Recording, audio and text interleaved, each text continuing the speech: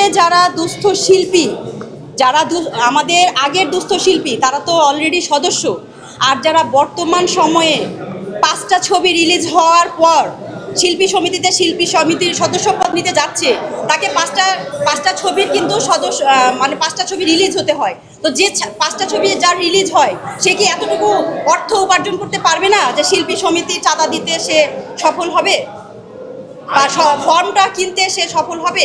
5টা ছবিতে তো অবশ্যই ভালো একটা অ্যামাউন্ট পাওয়ার কথা, আর 5টা ছবি রিলিজ হওয়ার পরেই কিন্তু সে একজন সদস্য হয়। তাহলে তার রেমুনেশন কি এতটাই কম যে একটা ফর্ম কিনতে পারবে না? সব কিছুর তো একটা নিয়ম কানুন থাকে। তারপরেও সভাপতি সেক্রেটারি চাইলে তাকে হয়তো সদস্যপদ দিতে পারে তার কাজ দেখে, তো সেইটা সভাপতি সেক্রেটারি চাইলেই হয়তো করতে পারে। তাদেরকে হয়তো আলাদা একটা অ্যাপ্লিকেশন দেওয়া দরকার, তাদের অবস্থা ভালো না, অবশ্যই তারা সেটা দেখবে। তাহলে আপনি বলছেন যে সদস্য হলে 25,000 টাকা চাঁদা দিতে হবে? যেটা নিয়ম সেটা তো নিয়মই। আর যে সদস্য হয় তার 5টা ছবি রিলিজ হতে হয়, তো 5টা ছবি রিলিজ হওয়ার পর সে কি এতটুকু টাকা কামাই করে না যে 5টা ছবির ফর্মের 25,000 টাকা সে দিতে পারবে?